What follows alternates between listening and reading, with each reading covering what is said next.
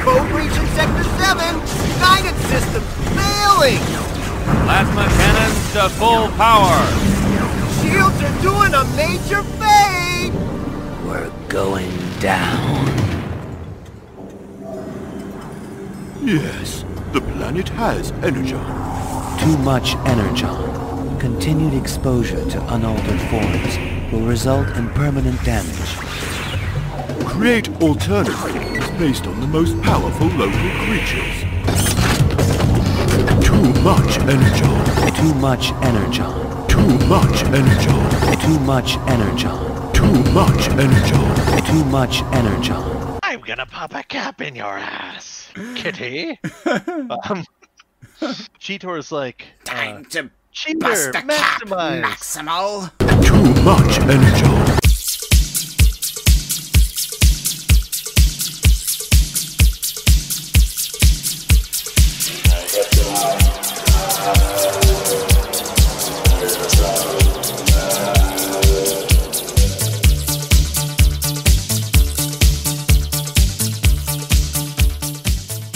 Good evening, fellow Cybertronians. Welcome back to Too Much Energon, the weekly podcast where we review every episode of Beast Wars ever in production order, starting from the beginning. I'm one of your hosts, Christopher Siege. I'm your other host, NeoCal.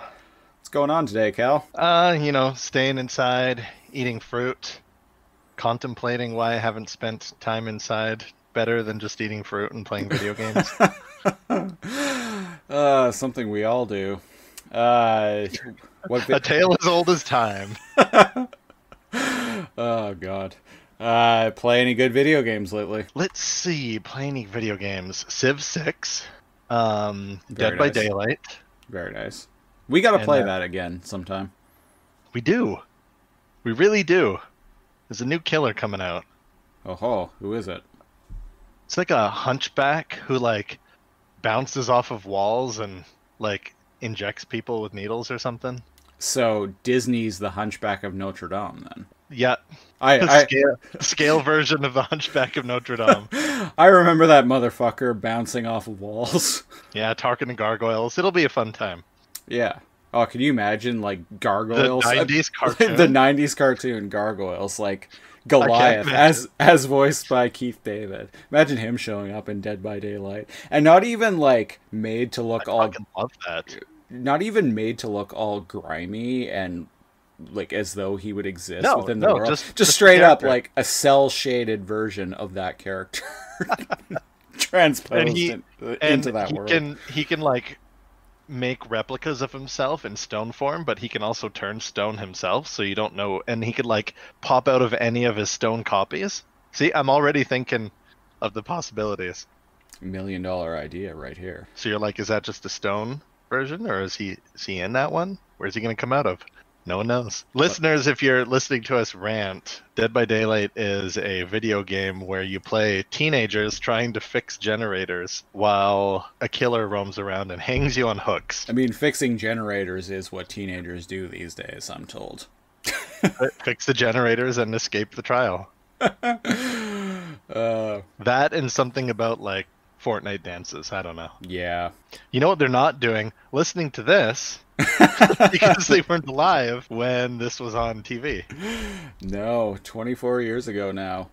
Speaking of video games and 24 years ago, today I played a little bit of the Beast Wars video game from the original PlayStation. And you were pleasantly blown away. Oh, yes. I sent you some audio of it earlier. The audio was the best part, was it not? Absolutely. It's funny because the intro to the game kind of it uses scenes from the intro to the show, but it doesn't have any of the same voice actors. It has the really shitty sound-alikes. Listeners, you think our impressions of the characters from this show are terrible? You gotta hear the audio from this fucking game, and I'll probably edit it into this show. Into this episode, so it might even end up being the intro. Wow, what's the game called? It's just Beast Wars. Oh, so it's just Beast Wars for the PlayStation. Yeah, Beast Wars for the PlayStation. Yeah, Christopher sent me an audio clip of the intro. And it sounds like two dudes that have watched Beast Wars less than us doing Beasties impressions. Yeah. Yeah. And the gameplay is absolutely atrocious. And it's also like you can play as either the Maximals or Predacons, and you can choose from either team. You can choose from one of 4 characters, which I find Is weird. Megatron on the list? He is, yes. But I find it weird because like each team has, at the beginning of the show, has 5 members. Hey man, they only had enough budget to have 4 selectable on each side. And so who gets excluded from the Maximal team is Rat Trap, and who gets excluded from the Predacon team is Pterosaur. I was gonna guess Pterosaur. Yeah. But, or no, actually no. So the Predacon team, Pterosaur and Waspinator are left off. They're replaced with another flyer, Inferno, who we'll meet later in Season 1. But funny enough, like, none of the characters that are playable in this game who are flyers in the show, like Inferno and Optimus Primal, they can't fly in the game. Though, what is this, like the next Assassin's Creed? You want them flying now? And you can transform at will, which is kind of fun, but it's a slow process. And when you're in beast form, well, and transforming is necessary because, like, much like in the show, like, you have an energon meter, essentially, and if you're exposed to energon for too long, you start shorting out, and your health starts draining. So during that time, you have to transform back to beast form. But you can't do anything in beast form. You can't attack in any way. Like, you can't even melee attack. Weird. And, like, the missions are, like, if you're playing as the Predacons, like, one of the missions will be, like, infiltrate Rhinox's energon refinement facility at night. And it's like, Rhinox doesn't have a fucking energon refinement facility. Like, what Weird. Even? Yeah, it's a very ill-advised game. It might actually be something that I talk about. There was another Beast Wars video game as well called Beast Wars Transmetals, which I haven't played, but I'm going to try and track down. On our, like, 25th anniversary end of podcast extravaganza next year, I might actually talk about these games at great length. Yeah, good luck with that. You're falling on the sword for us all, good sir. Oh, yes. Speaking of falling on the sword, smooth segue, this week we are covering the 4th episode in production order, Equal Measures, which, bewilderingly enough, is also the 4th episode in US broadcast order, so they actually correlate there. But, just to throw like a little kink into all of this, it was the 3rd episode that aired in Canadian broadcast order. So, like, we just, these things just all can't agree with one another. One thing I can agree on is that the animation team definitely got better at making animal expressions. Yeah, there are definitely some animated faces in this episode. A lot of great faces, a lot of very surprised cheetah faces, a lot of very perplexing Optimus gorilla faces. I enjoyed it.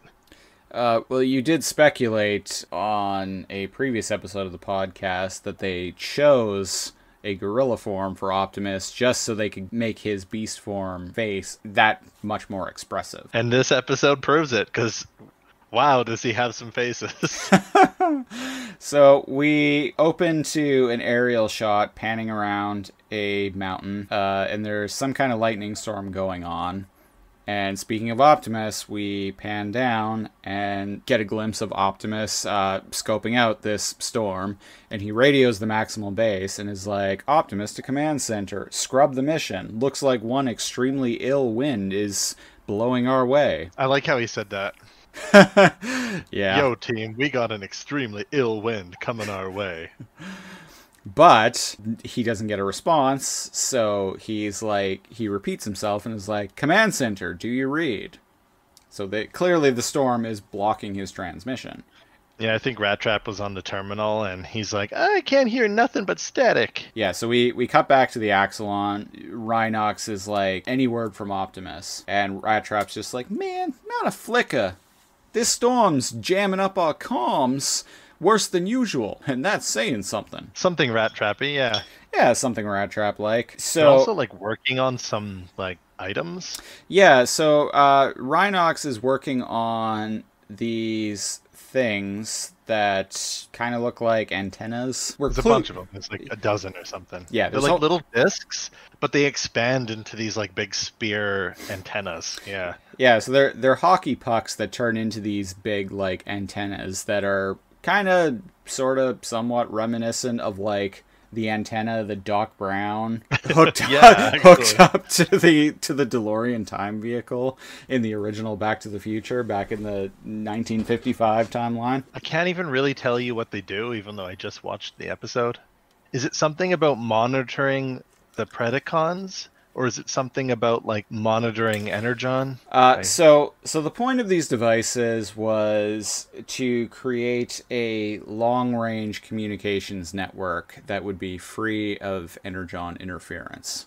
So if they set up the communication satellite relay kind of. So yeah. Yeah, so if they set up all of these relays along the span of distance, going in one, interestingly enough, going in one direction. Just like, it's like, okay, like these things will work fine if you're, just going that way and only that way. Yeah, that explains it. I thought they were supposed to like measure weather at first, and that's why they needed to get them out before the storm. I don't understand why, man. Cheetor, just like, stop, dude. Listen to Optimus for once. What a scamp. What a scamp. He gets away with too much. This episode also, we also find out that in addition to doing this, Cheetor is working on building a bomb to blow up the Predacon base. In this, we get a glimpse at a lot more Predacons and Maximals, like, actually doing, like, work. So he is actually like not the unpaid intern, the what did you say? He was like a student on his practicum. On his practicum, yeah. Yeah, and he's like, yeah, I did the bomb, except it like kind of short circuits and yeah, and he's just like, hey, it's just only a crossed quasar circuit. Yeah, duh.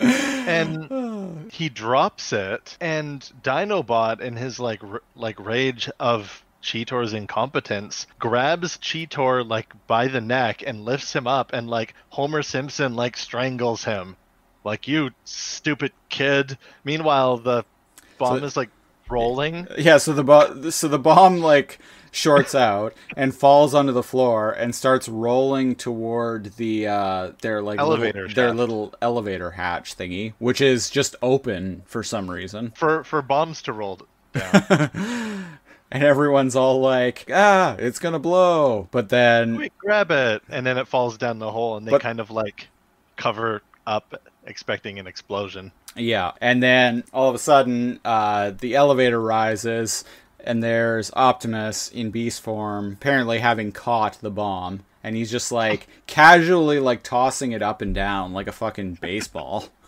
And he's like, yeah, ran into some problems? Like, yeah. He's way too nice to these guys, sometimes. Just saying. Yeah, Cheetor's just like, hey, a big bot had some problems with the bomb, but we can totally fix it. And Optimus is like, basically, he's like, no, we're scrubbing the mission. That storm will hit us within the hour. I'm curious what they wanted to do with the bomb. Yeah, I've now watched this really. I have now watched this episode 3 times in the past week, and I still don't really get it. They just have the bomb. Yeah, the relay mission somehow also has to do with the bomb. They only seem to really relate to one another because the plot ends up calling for it as the episode goes on. It's like they knew what they wanted to happen and worked backwards. Exactly. From there. Which, as anyone knows, is how you do good storytelling. Oh, yes. Optimus is like, the storm's a problem. We got to scrub the mission for now. And Cheetor is just like, no, let's not do that. Optimus is like, no, like the mission's done. Like that storm's gonna hit us within an hour. And Cheetor is like, an hour? I could outrun that storm. I'm a fast cat. Blah blah blah. I'd be back. And then I'd be and out then back before something. Yeah, just Cheetor bullshit. Cheetor bullshit. 90s teenager bullshit, basically. Yeah. If you watched this when you were like 10, 11, 12, you probably liked Cheetor the most. Probably, unless you I were remember me. liking him the most.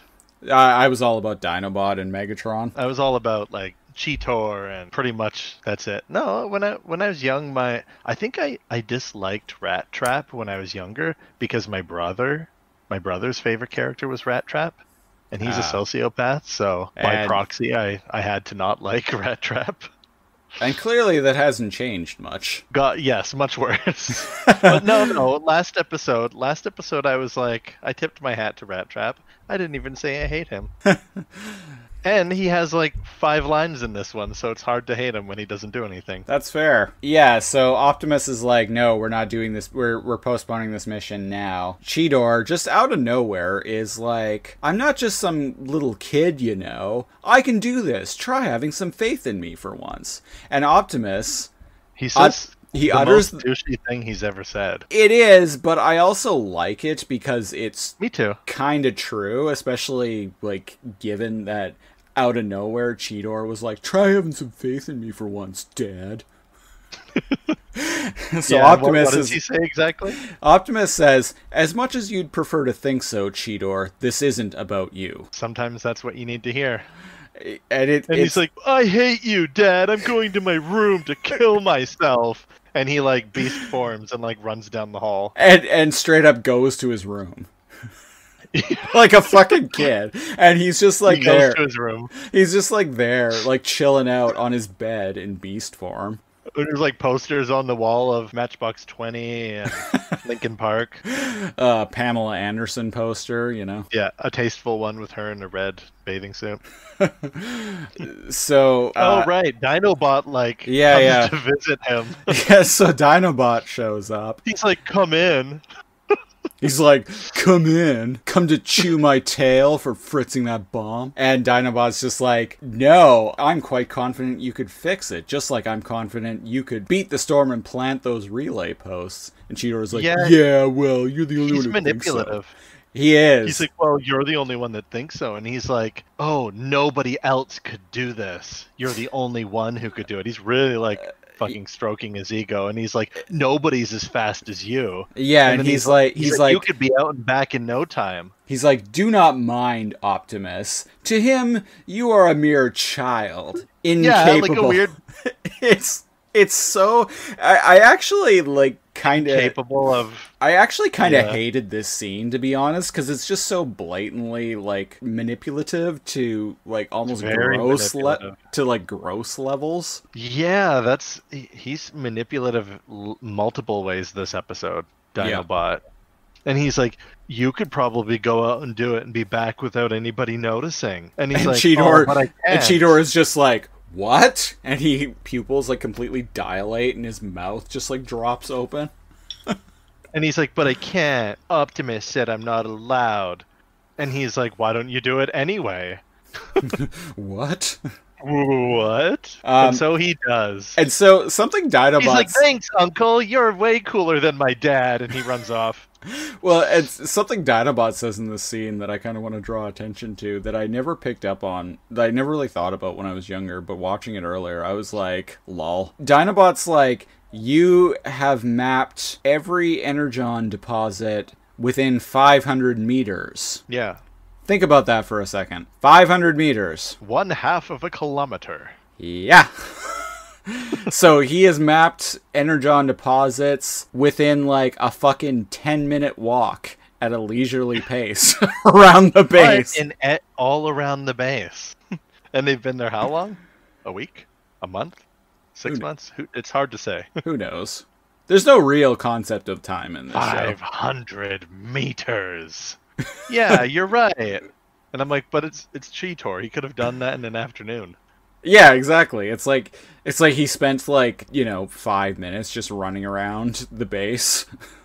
And then it shows him running in beast form later, much farther than half a kilometer away from base. So I'm like, what? Yeah, That's like a good point. Yeah, good catch. 500 meters. yeah, if Dinobot had said 500 kilometers, I'd be like, yeah, okay, that's impressive. Yeah, that's impressive. But so like, it shows him running out in the canyons near them. yeah, so Much farther than 500 kilometers. So he's dashing around, storm's going on. He transforms, he pulls out one of his like little hockey pucks that just like mysteriously grows into one of these signal relays. Goes into like a relay, but then he holds it above his head, and then a spike comes out the end, like a spear, and he slams it into the ground. Yeah, so he transforms again, goes to take off, lightning strikes right by his feet, and he falls over. Oh yeah. And it's all like, was that supposed to scare me? And then he yells up at God, yeah. taunting him. And then he starts to get up, and then another lightning bolt strikes him, and he just shakes his head, and he's like, yup, and then bolts away. That's right, he's struck by lightning twice, and he's only put in one relay. Yeah. Like, dude, go home. It's like, maybe this was tomorrow. Maybe this wasn't a good idea. Oh, he doesn't think that at all. No, I'm saying like maybe that's what he should be thinking is, oh, maybe this isn't a good idea. Yeah, one would think after being struck by lightning that they'd call it a day. I don't know, you tell me. I was about to say, actually, as someone who was struck by lightning, I did try to go to work afterward. So little bit of a quick tangent. Back in 2007, it was a Sunday from what I recall. I was supposed to be going to work at the video store that I was working at the time, a movie gallery, and my mom had given me a ride. But we had stopped at a 7-Eleven, which was pretty much like diagonally across the street from where I worked. So I was coming out of the 7-Eleven, walking toward her car, and holding an umbrella over your head. No, I did have a lot of metal on me, though. At the time, I was wearing like a lot of chains and shit like that. As mid-2000s Christopher was wont to do. Absolutely. So I was walking toward the car, and then all of a sudden, my vision just went completely blood red, and You actually saw red? Yeah. Oh, yeah, it was the weirdest thing. Like, just everything went red. And then I woke up, and then I blacked out, and then woke up, and I was just on the ground. And apparently what had happened was, I wasn't actually struck directly. What had happened was the car was struck by lightning. And because I was standing right beside it, I suffered what the doctors of the hospital referred to as secondary electrocution. Huh. Yeah. So after I came to, I tried to go to work. Tried to go to work anyway. My mom called 911, and I started getting like really, like, I had no energy, but I was still like getting like really aggro with the paramedics to the point that I had to be restrained, because apparently like my body was compensating by pumping like massive amounts of adrenaline, which apparently was what was making me like really aggro. Huh. Yeah, kind of like super like fight or flight mode. Yeah, exactly. Yes. Being electrocuted might do that. So that's my experience with lightning. So in your experience, that is why Cheetor is super pumped to continue the mission. Exactly. And it's probably his robot adrenaline is probably why he clears that like 100-meter gap over like an energon like canyon. Yeah, so after this, he decides to try and jump this massive chasm. Oh, he calculates it beforehand with his like cheetah robot eye. It like zooms in, shows an aerial view, the path of like the shortest jump distance. So he actually like robot calculates it. Yeah. Beforehand, he's not just winging it. Yeah, and so he leaps over this chasm and makes it like halfway, and then my god, I forgot about that. He makes it about halfway, and then all of a sudden just like stops midair and does this like comical like flail with his cheetah. He does the wily, he does like the wily coyote like yelp, and he does a flail as he not quite making it, and he falls like straight down, and I'm like, he that's falls, a comical way to die. He falls straight down, but then the camera pans forward, and even though he only made it about halfway across this chasm through his leap, he apparently, when he was falling, was still able to grab the cliff on the other side. So he's hanging on for dear life with his I paw. was super curious about that too. I was like, I swear he was like halfway over that when he fell, but then when the camera sweeps, he like is all of a sudden like 100 meters closer to where the camera saw him go down, and he's like hanging on the cliff with his like cat paws. That's some Wile E. Coyote shenanigans. Oh, it's just Cheetor and his magic 500 meters, you know? Yeah, 500 meters, a kilometer, whatever, same thing. Yeah, so he pulls himself up, transforms, he grabs out another hockey puck. Oh, he slams this one in, but then it's struck by lightning, and like the earth opens up in these like glowing veins, and he's like, energon deposit. No, I think he pulls it out, and then like lightning strikes the ground near him, and he falls and throws it into the air, and it like does a bunch of flips and my god, you're right. Yeah. And lands in a completely different spot and just starts splitting the ground up. And it's glowing. Yeah. And it's glowing, and he's lying on the ground, and he's all like, energon, and it's gonna blow. Which is odd because it doesn't blow. No, it doesn't.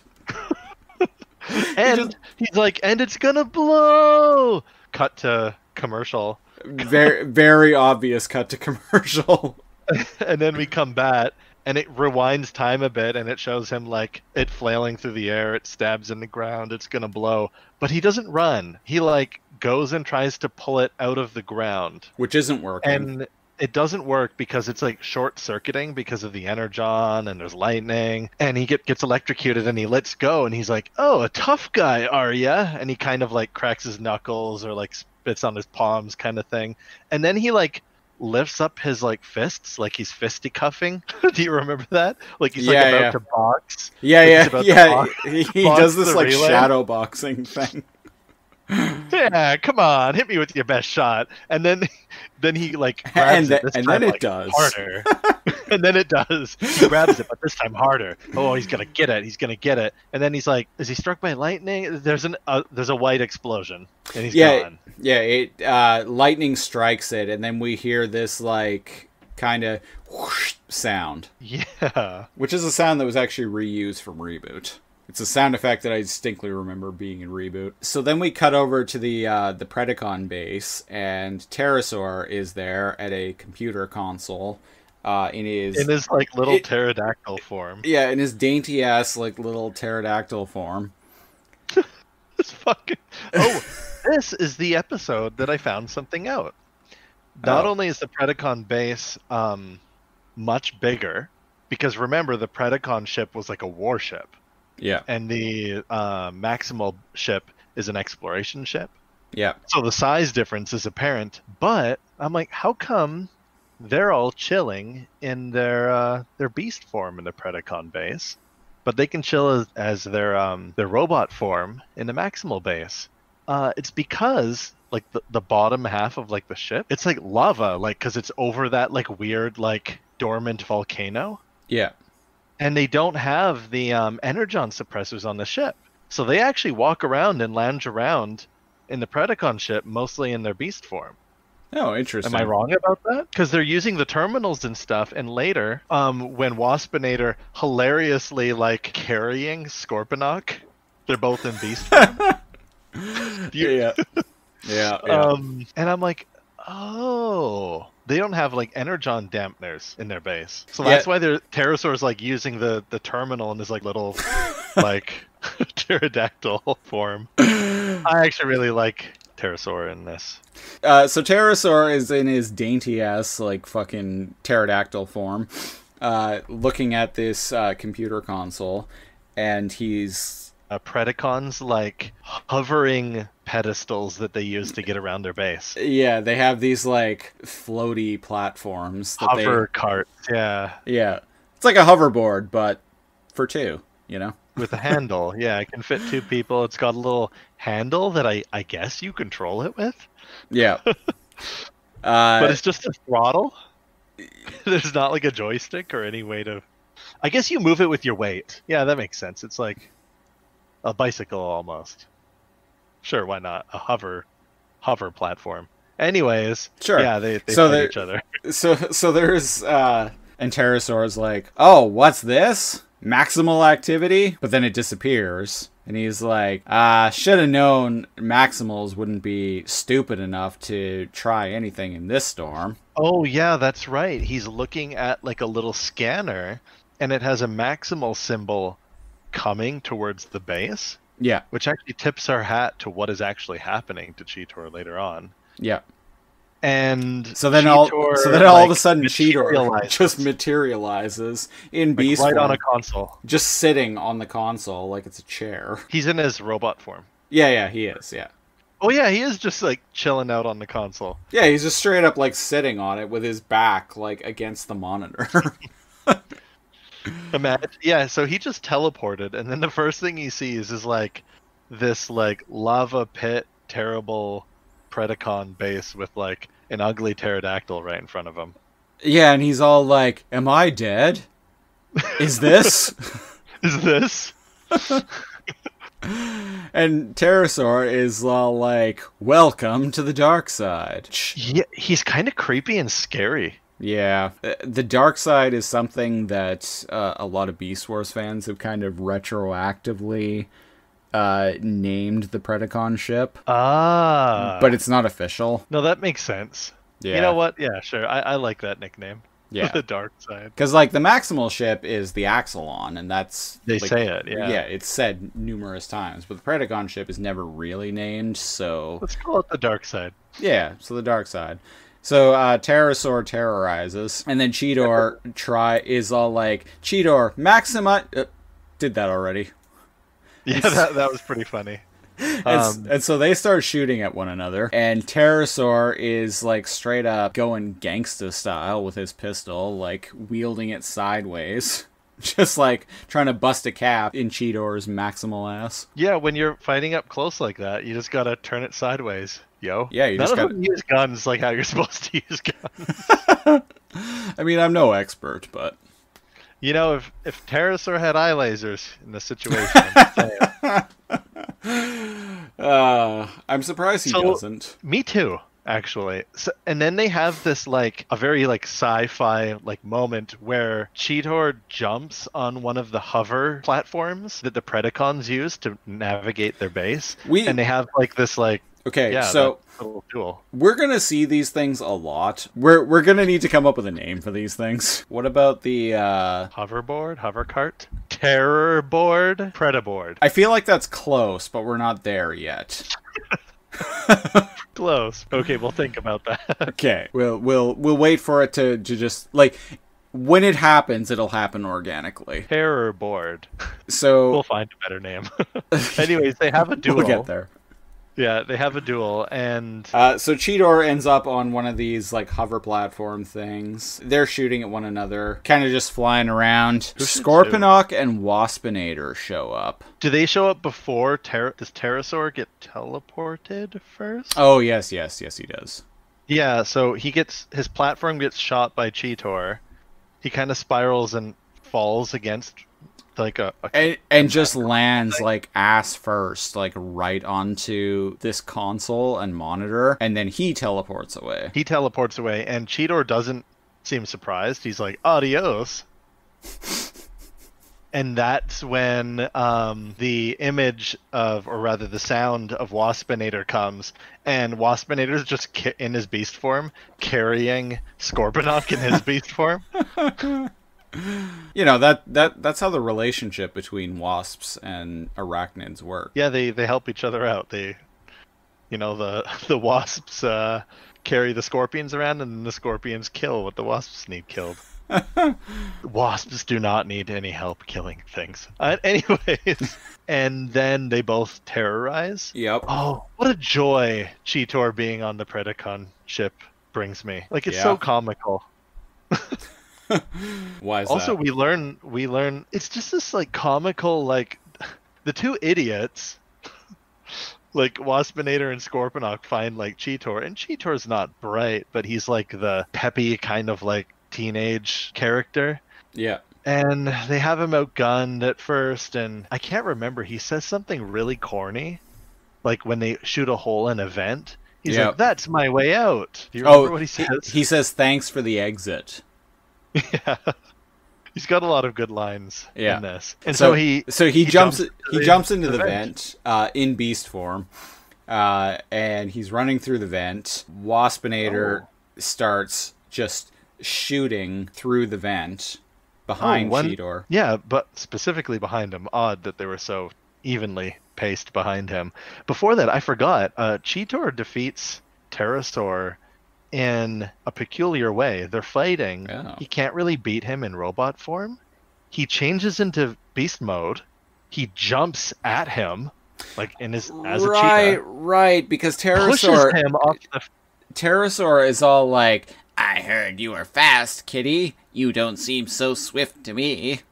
Yeah. And he's all like, "Well, just wait till I get in shape. Beast mode." Yeah, beast mode. And then he like cheetah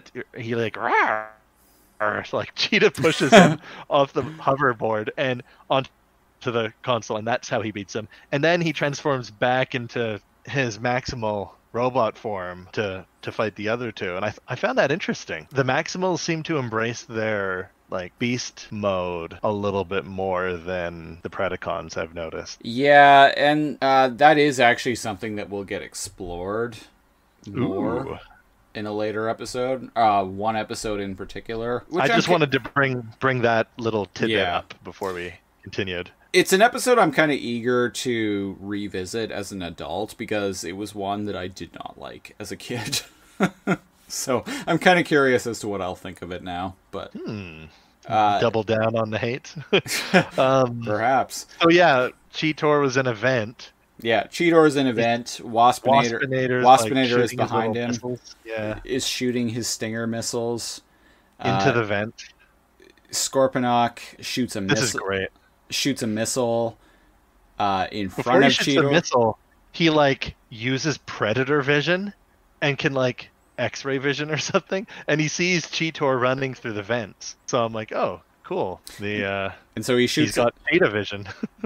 And so he shoots a missile into the vent in front of Cheetor, and the missile starts going toward Cheetor, and Cheetor is stuck in kind of a rock and a hard place situation where... Can I talk about Scorponok's missile for like 10 seconds? Oh, again, absolutely. his missiles By are all weird. means. So Scorponok and Waspinator are not in the vents. They're underneath, like, listening and trying to shoot him, right? Yeah. He shoots a missile up. It blasts through into the vent, stops, turns sideways, kind of looks around, and sees Cheetor and then speeds off towards it. I'm so perplexed by this guy's missiles, like, every 2 episodes. So does that mean he can control it? Or do they have, like, little, like, miniature, like, some sort of homing, comical, like, cartoon homing system? Maybe it's like a Nikita missile in Metal Gear Solid. Okay, so he has, like, a HUD in front of him, and he's kind of controlling it.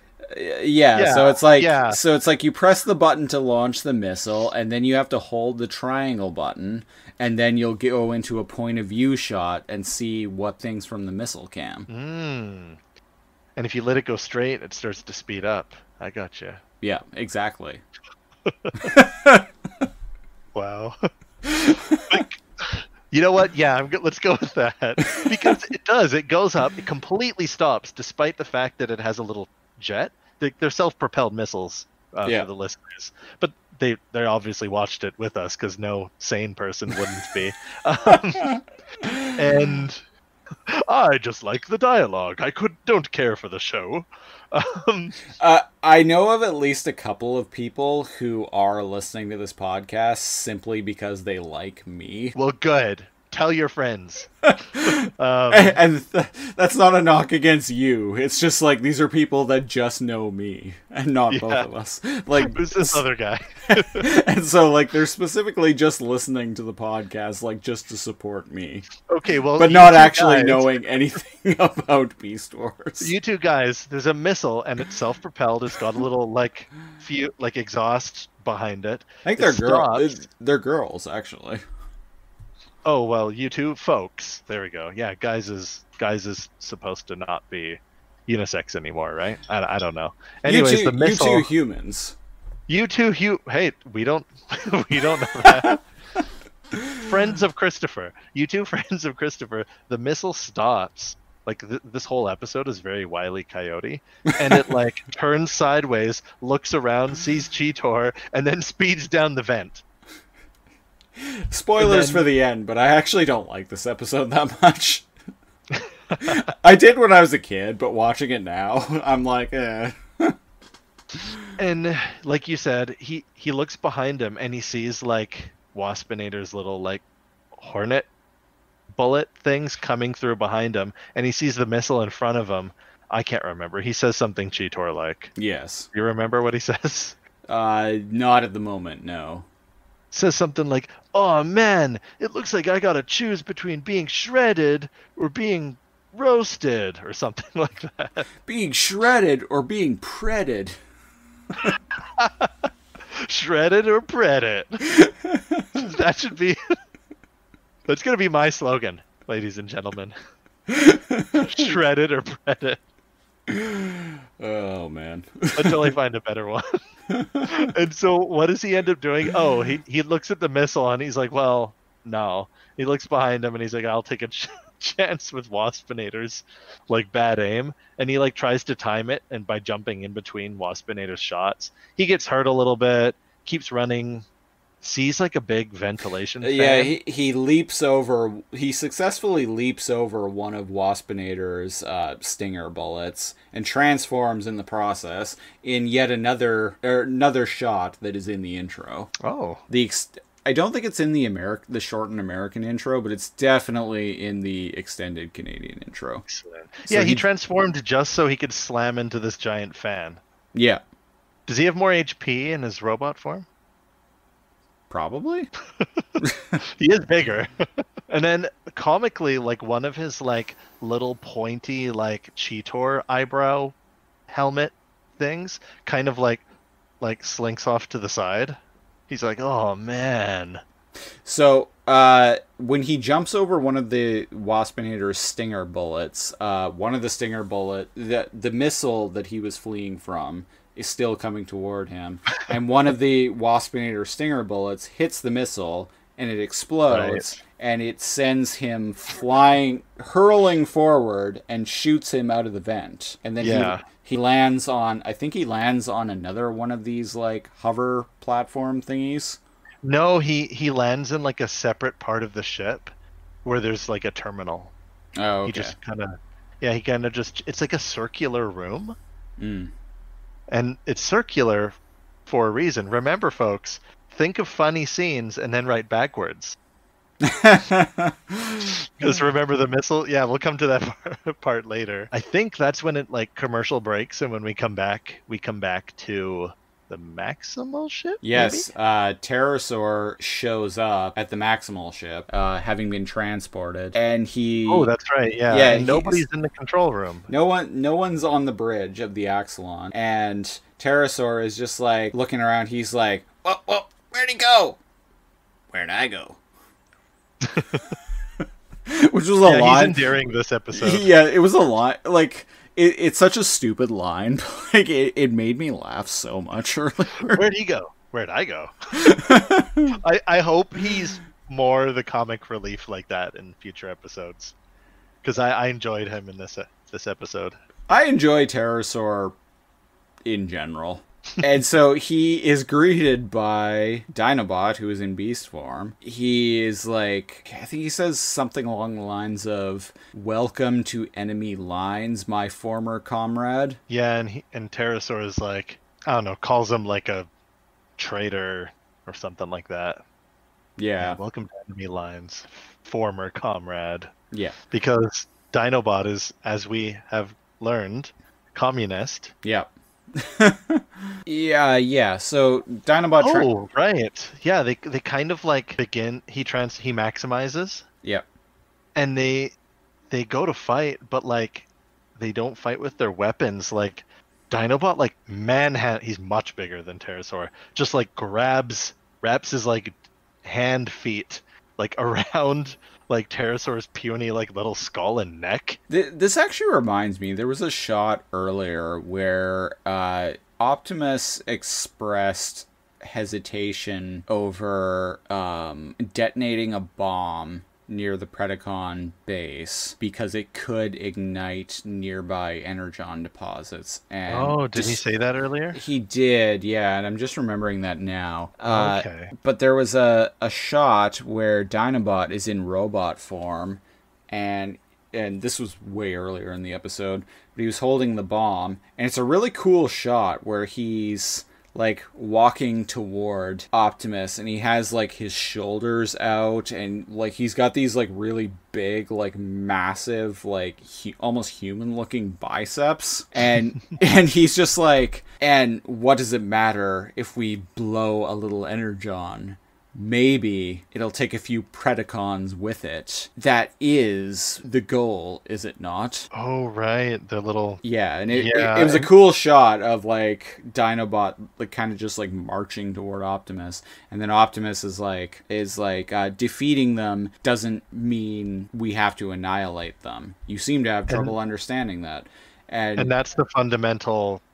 Like, it finally explains how Optimus kind of like views things and views life in general, which explains his kind of like compassion in prior episodes. Yeah, and Dinobot is like, we are at war, Optimus. War.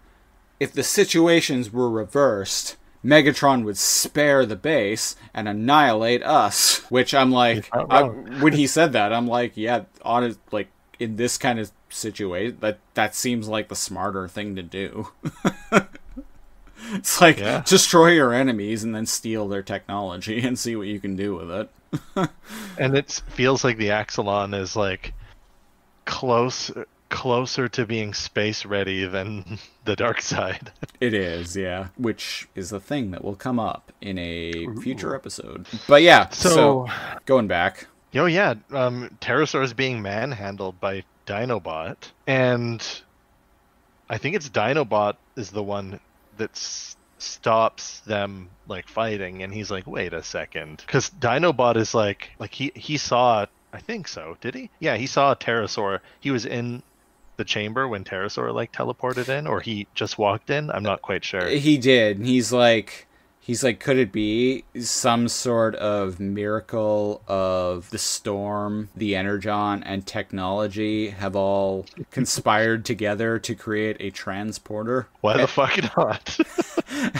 Yeah, I know, right? And then Pterosaur is just like, a transporter? Oh yeah, so that's how that kid cat ended up in our base. And he says it in this way that's just like, oh yeah, so that's how that kid cat ended up in our base. It's like, you can just imagine him like bonking his forehead right as he says it. He's like, of course.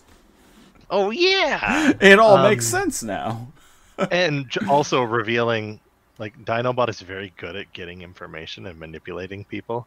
And so basically, Dinobot now has found out that during this storm, they can use their command like consoles to teleport objects and people from the Maximal base to the Predacon base and vice versa. There's actually a scene coming up that I find outrageously hilarious that's kind of on topic with that. So which I'll bring up when we get there. With this teleporting, we can... What does Pterosaur say? We can take out the... Oh no, wait. How about like a truce? And then it's like, yes, a truce. And then Pterosaur's like, Dinobot proposes a truce, a temporary truce. Pterosaur is like, say we could turn our truce into an alliance. Yeah. And Dinobot's like, an alliance? And what would that entail? To what end? And then what does Pterosaur say? Oh, we could take out the Maximals and then rule the Predacons? Is that what he says? Yeah. He's like, we could with this technology, basically, we could overthrow Megatron and take out these, like, losers that you joined and then rule the Predacons with 2 iron fists. And then they both have this cheesy damn smile, and they, like an 80s action movie, they both raise their fist. And they lock fists, and there's like this... The like, camera zooms in on just their fist. And there's like and this they, like, electrical robot... discharge. they robot fist bump, and then there's like an electrical discharge. And then Pterosaur is like, nothing can stop us. But Pterosaur just wants friends, man. he does. But like... So... Okay, so... There are 5 Predacons total. You get rid of Megatron, there's 4. Yeah. You include Pterosaur, there's 3. Like, you really want to rule the quote-unquote Predacons a group of 3 people? With Dinobot? With So Dino? it'd be Like, is that really something to aspire to? It'd be Pterosaur and Dinobot ruling Scorponok and Waspinator. And Tarantulas, who's not going to and- listen to them anyway. He's not even in this damn episode. No, he's not.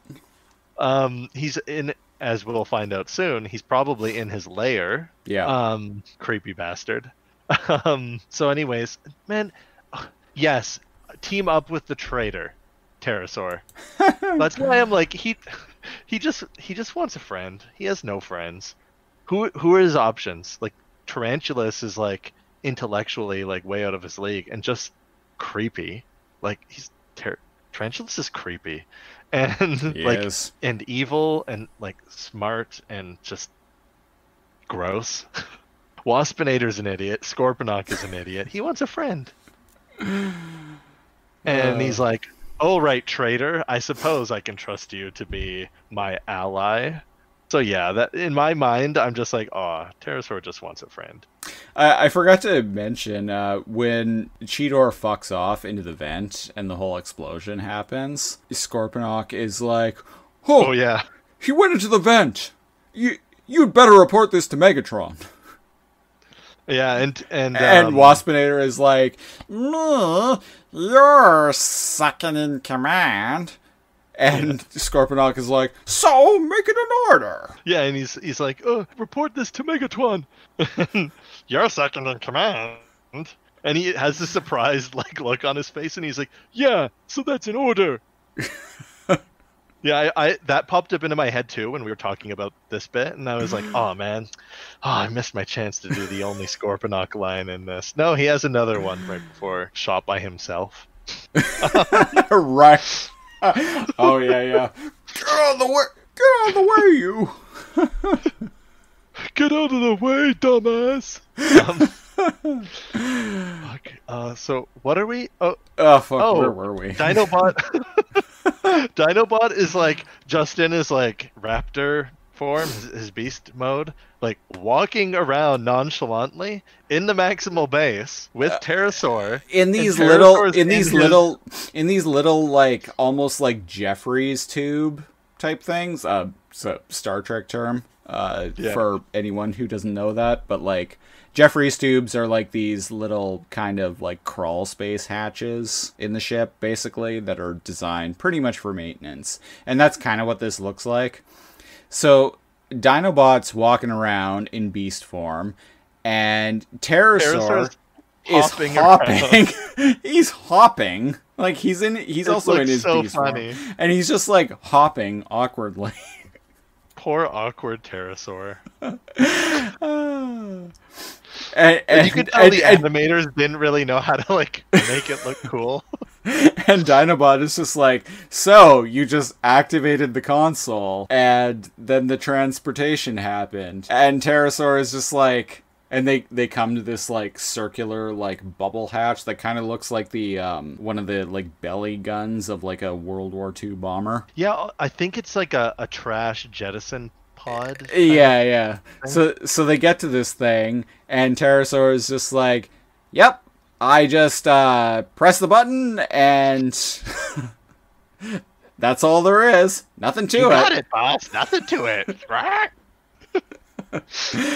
And Dinobot's just like, excellent! Now that I know how to replicate the transportation procedure, I don't need you anymore. And so he like kicks him into this like bubble hatch thing. He raptor kicks this poor like pterodactyl and his like wings crumple, and he's like, "Ah, what are you doing?" And he like kicks him into this like little kicks him. circular- He like boots him a couple more times to like shove him he in kicks there. him, like shoves him in there like a piece of filthy trash, and then like a hatch closes over him, and there's a little window, pawing at the window, and he's like, "What are you doing? We were allies." And Dinobot is like, in case you have not noticed, Pterosaur, I am not a team player.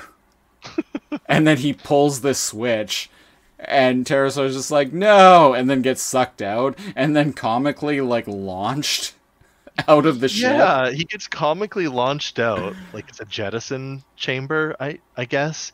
And he flies not too far, you know, like, I don't know, 30 feet in an arc, and then just like hits the ground with a thud, and you hear him go, "Ugh." Yeah, it's like, he just like falls suddenly, and it's like, thump. The best part is, like, he could fly. Yeah. He just shot into the air. Why? Maybe he was crumpled in a ball. I don't know.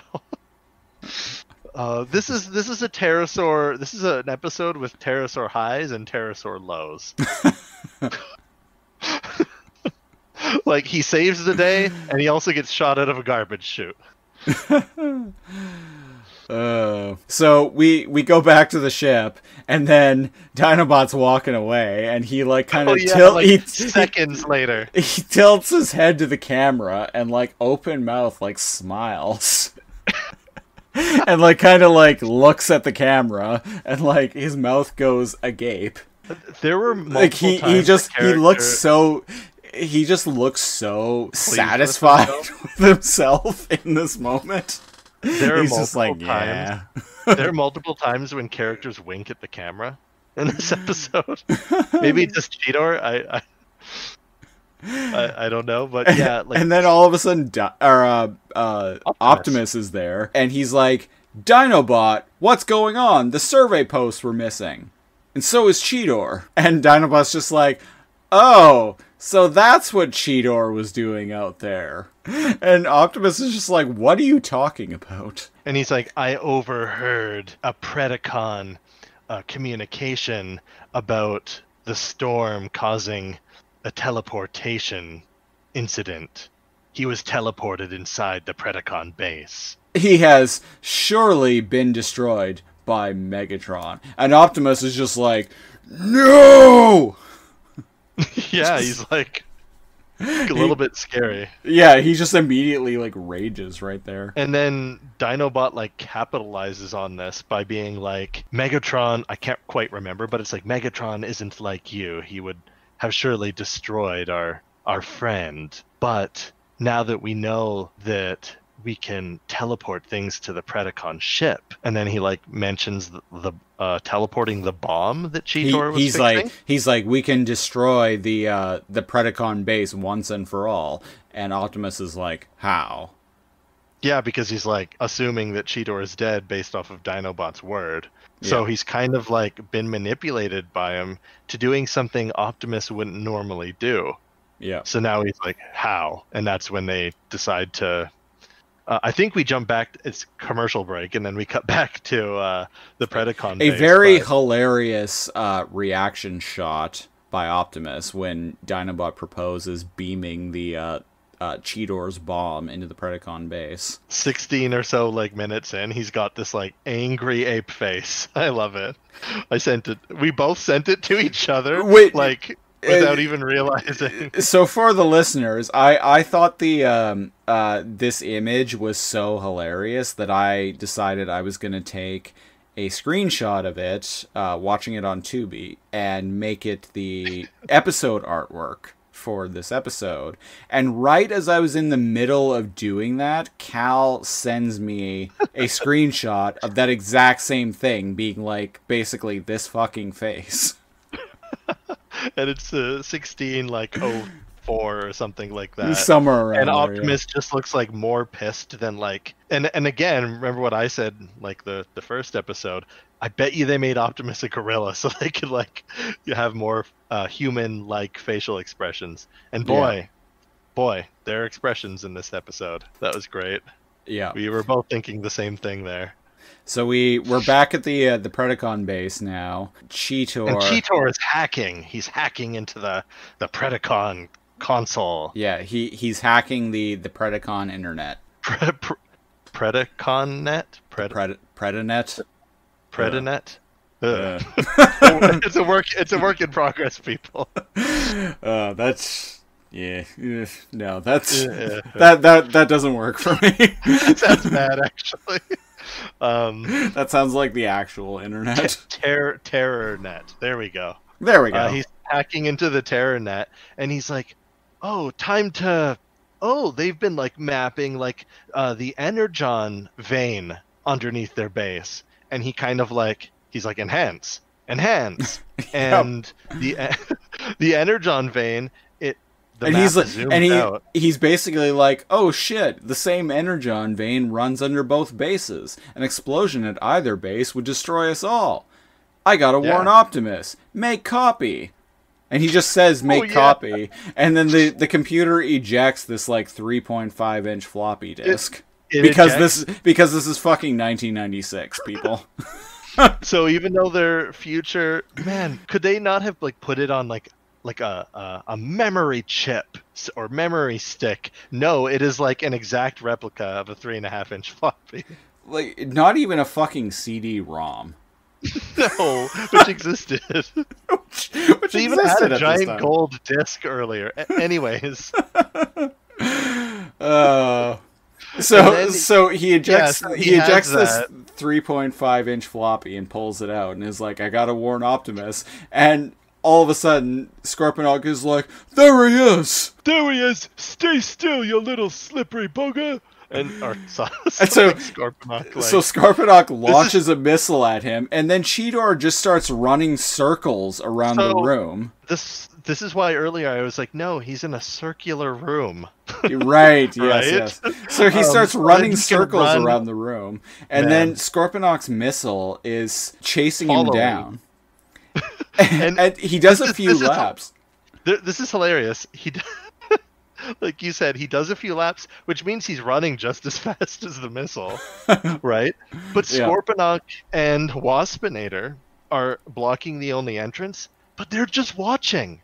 They're just watching the missile chase. Yeah, there's even a shot of like them just standing there, like watching, and their heads are just tracking Cheetor and the missile. They're both just standing there. Yeah, they're not. Keep in mind that Scorponok, he only has these missiles, but like. Waspinator's there too, and Waspinator has eye lasers and a gun. They're just, anyways. Cheetor being Cheetor does like a gymnastic like vault over their shoulders, like his legs like split apart and everything, and jumps over them, and they just like take it, and then Scorponok turns and sees the missile coming. And he like turns to Waspinator, and I can't remember what he's like, Waspinator, get out of the way, idiot! He weirdly like kind of almost like steps in front of Waspinator and puts his arm out in a weird like almost like trying to protect him kind of way, which is strange. But he's like strange. Get out of the way, you! And then he gets hit with the missile because of this. And they both go flying back, but Jesus, like, fuck, they need smarter people. Like, it can't just be Megatron and Tarantulas. Like, man, so it's okay. So Scorponok, Pterosaur, and Waspinator are like, I hope they have 3 Stooge bits in future episodes, because my God, like, the idiocy of those two is like so Cheetor's running around and just like having a blast, like stealing intel from this base. Oh man, Scorponok just having a blast stealing intel, you know. Yeah, and I need to get this info to Optimus, and he like runs off to go find a console, I guess. Well, yeah. He's heading back to the console to the main room. Yeah. To go back to the maximal base. Yeah, to teleport or whatever. And so we cut back to the Axelon, and Dinobot and Optimus are standing there on the bridge, And Dinobot's all about to put the bomb onto their communications console, and Optimus is like, wait, and Dinobot does this weird like pose where he is like starts flicking his tail in Optimus's face, and Optimus like visibly like shoves his tail out of the way. It was a very strange like visual gag. So it feels like it feels kind of like the animators, like, I don't know if they have like a 3D engine or something, but it looks like Dinobot's tail is kind of like semi-rigid at different points and it's glitching around. And Optimus like annoyingly like swats it out of his face. Like he looks visibly like, like fuck off, dude. And I'm like, oh, so that wasn't just like a weird glitchy Dinobot. Like they. So it's like Dinobot. So it's like they rendered this scene in the Fallout 3 engine. So Dinobot's tail is just like flicking all over the place uncontrollably. And like Optimus is annoyed by it. Dude, you know where your tail is going. Get it out of people's faces. And so Optimus is like, you're sure they'll have time to escape the base before the blast? And Dinobot's like, they shall have 30 seconds. Any more than that, and they might be able to disarm it. And Optimus is like, he rolls his eyes in a very exaggerated fashion and is like, okay, proceed. Make it so. Yeah. So Dinobot puts the bomb onto the console and it teleports away. And then we're back at the dark side, and Cheetor is on another hover platform. And he's like, okay, let's take this kitty home. And so he pulls the 3.5-inch floppy out and then like flicks it like a badass flicking a cigarette. Yeah. In a like 50s movie. Which I'm like, why wouldn't you, holding the disc, just jump onto the console and teleport back and be like, hey guys, I got this disc right here. That's a good point. So what ends up happening here? Yeah, good point. Why didn't he just jump on the computer? Anyways, so he he flicks the disc like a greaser flicks a cigarette.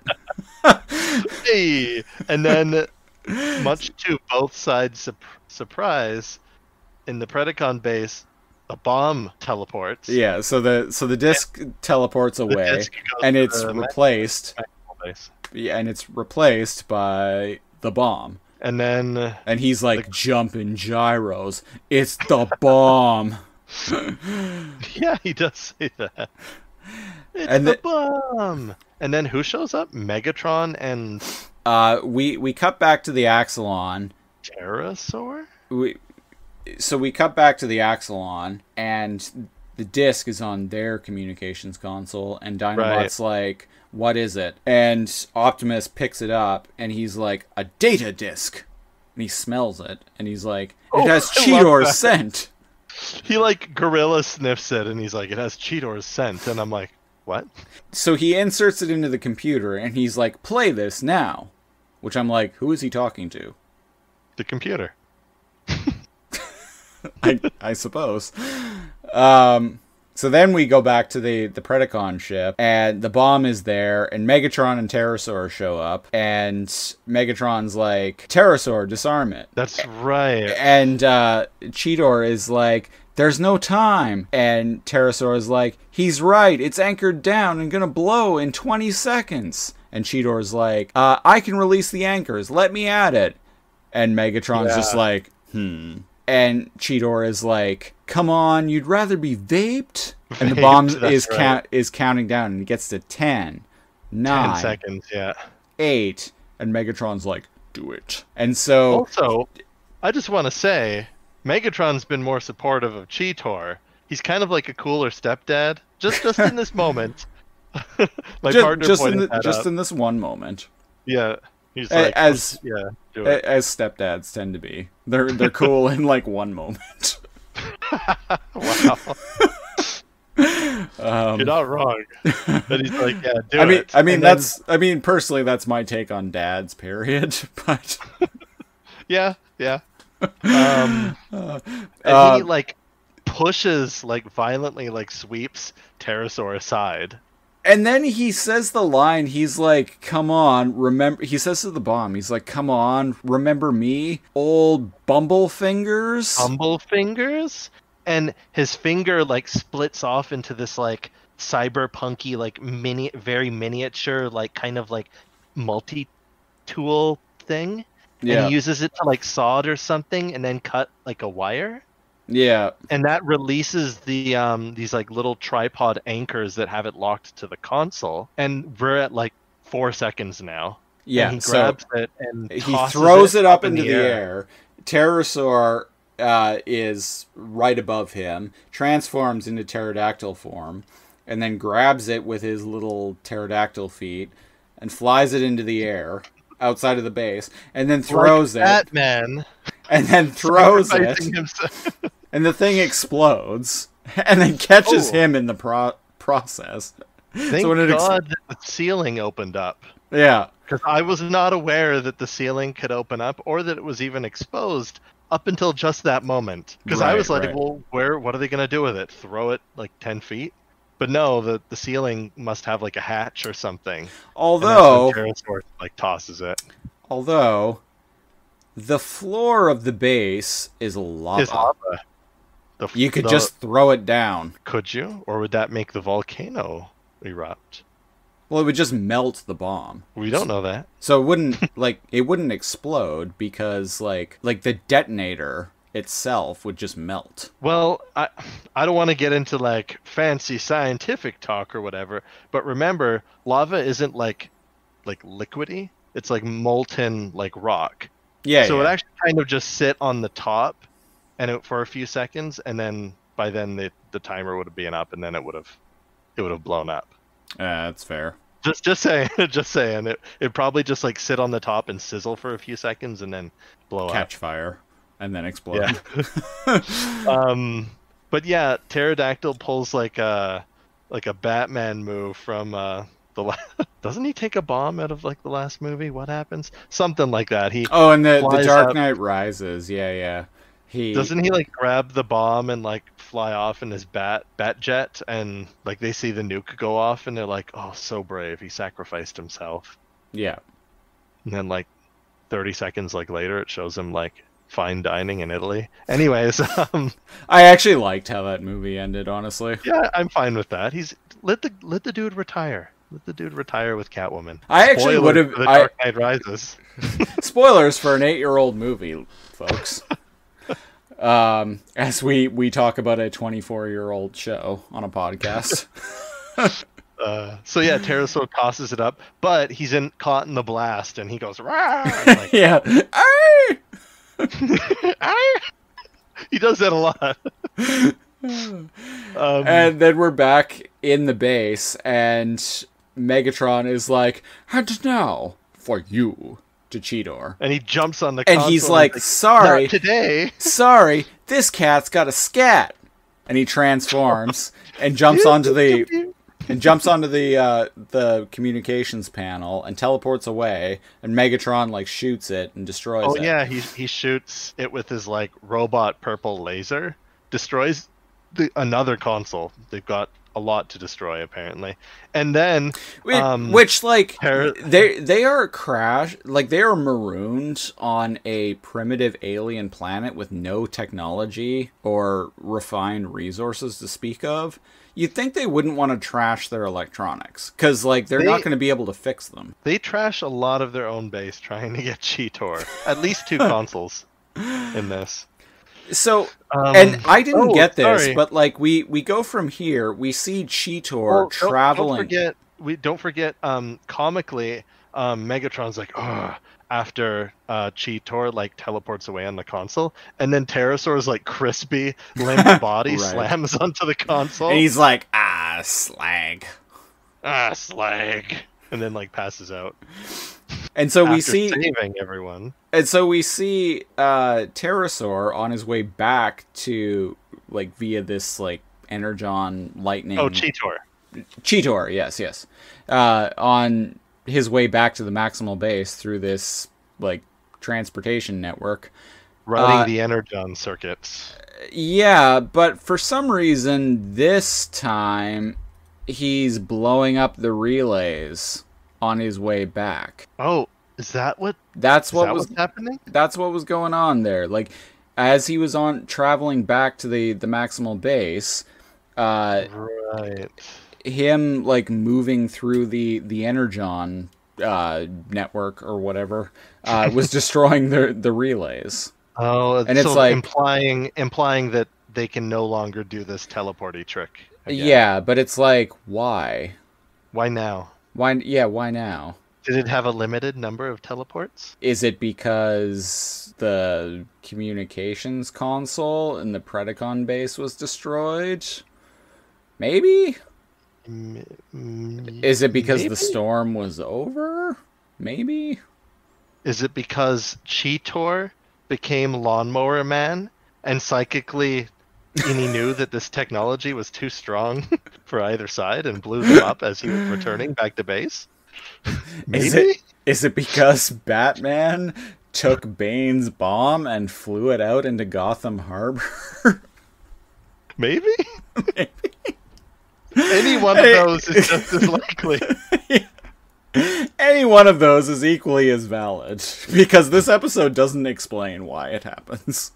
But No. regardless, it's made clear that this will never be a thing again. Cheetor's had his fun. Yeah. So he ends up back at the base, back at the maximal base. You miss me, cats? Or something. Yeah, I think that's Cheetor, like- exactly what he says. Is that actually what he said? Yeah. Or like, what's shaking, cats, or and something he like that. Yeah, what's shaking, cats? And he winks at the camera. And Optimus is like, hey, we got your data disk. And Cheetor is like, hey, sorry I disobeyed your order. It won't happen again. And Optimus is like, you don't need to earn my respect, Cheetor. You already have it. But rest assured, if you ever pull a stunt like that again, I'll have your tail in a sling. And Cheetor is like, okay, it won't happen again. Until next time. Until next time. Like Bart Simpson, like throwing out like a little quip. Until next time, and then like Optimus, like visibly, like frustratingly, like It's just shakes so his head pissed off. and puts his hands on his hips.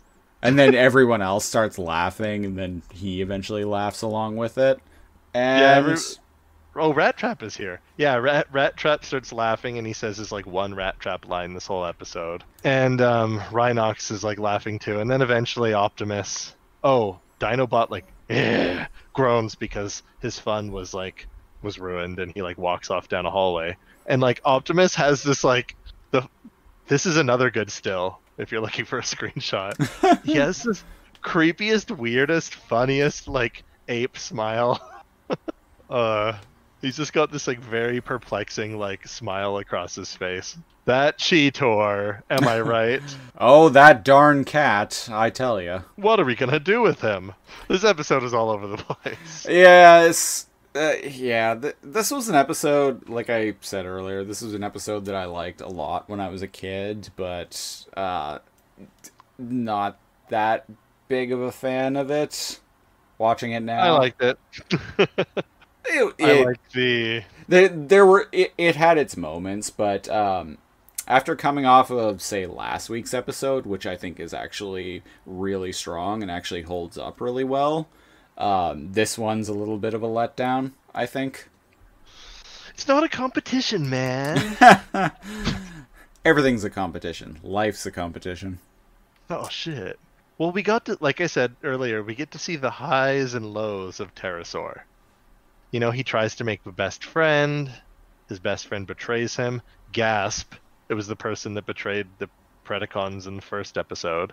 Shut up, really? And got shot out of a garbage chute, but also saved the Predacon base. Truly a fun time. All in a day's work. The Predacons, like Scooby-Doo, chased Cheetor throughout their base. And it really goes to show that, like, neither side has enough, like, numbers to, like, really deal with the other side if they ever, like, have a reconnaissance mission against them. Well, yeah, and that's it's 5-on-5. Like, it's not even... It's just, like, two like groups of like random assholes, basically. Like it's not even like it's not like two armies warring against one another or anything. Like in the original Transformers cartoon, it was like there were at least like a couple of dozen of them on each side. And it's like, yeah, okay, like that you could like that seems like that could lead to a real conflict, but here it's just like, what can they really do other than basically just bicker? Well, according to Pterosaur, they have like a little radar system, and they can detect when Maximals are around their base. But since when? Because they've never used that to their advantage before. I guess you have to be at a console at that time. Yeah, you have to awkwardly use their terror board and hover over to the console and check. You have to be right there at the exact time.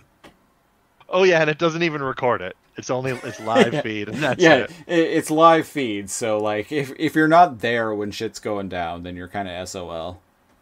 It's like watching a live stream. Yeah, you missed it. Too bad. Yeah. Yeah, do you have anything else to add about this episode? I feel like this episode, I've said this already, but like this episode is like, how come nobody's listening to Optimus? Episode 3. Yeah. Or Optimus is always right. Yeah. But everything ended up okay. As it often does in episodic television. Except for the Predacon base, which is like missing like a lot of chunks of their ship. Also, why do robots need a ventilation system? Because it's a trope to escape down a ventilation chute? Because the guy who wrote this episode really liked Die Hard. That's the only thing I could think of. Who did write this episode? A man named Greg Johnson. Greg Johnson, everybody. And it was directed by T.W. Peacock. T.W. Peacock. Is that a human name or a company? T.W. Peacock with an E on the end. Peacocky. What a name. I know, right?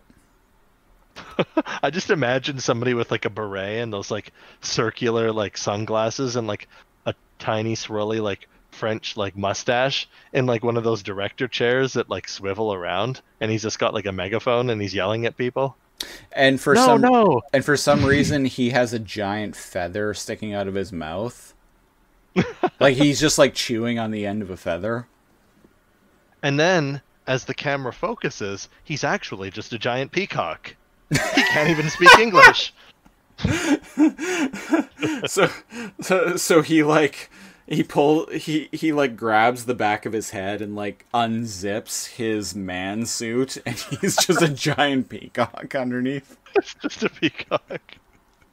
But the funny thing is, everybody still refers to him as Mr. Peacock, and he still directs the episode. And his name is now even like that much more appropriate because he is, in fact, a peacock in disguise. He's all like, director, maximize. He just steps into his man suit and zips it back up. All right, so I think that was a weird exercise in fantasy. I think that's gonna do it for too much energon this week. People. We're tired. And I could potentially be dealing with COVID right now, so. That's right. For anyone listening, cross your fingers. Cross your fingers that I do actually. I'm getting tested for COVID tomorrow. Cross your fingers that I do actually have COVID, because at least then it's been fairly mild, so at least then like it'll be over and done with, and I don't need to worry about it anymore.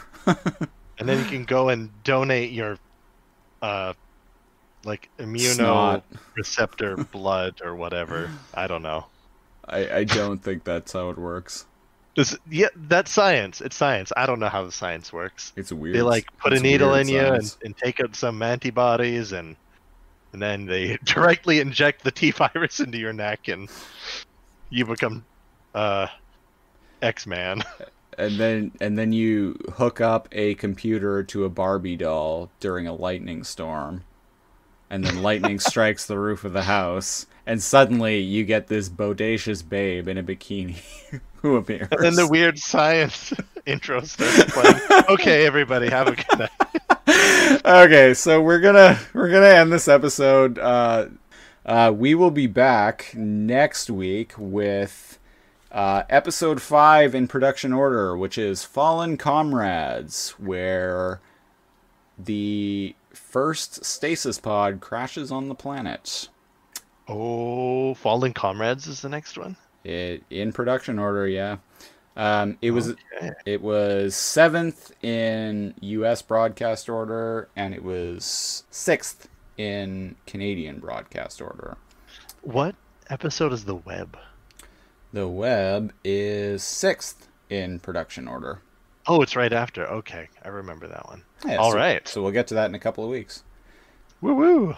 So thank you very much to everyone who listened to this episode and all of our previous episodes. Be sure to follow us on Facebook at facebook.com/toomuchenergon. Like the Facebook page. Share the Facebook page. Tell all your friends about this podcast. We are available on Apple Podcasts, Spotify, Google Podcasts, and just about anywhere else you can imagine. So subscribe to us, give us a like on your podcast provider of choice. It'll really help us out.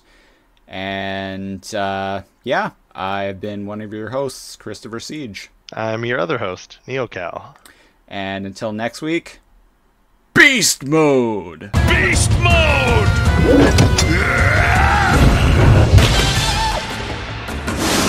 Beast War!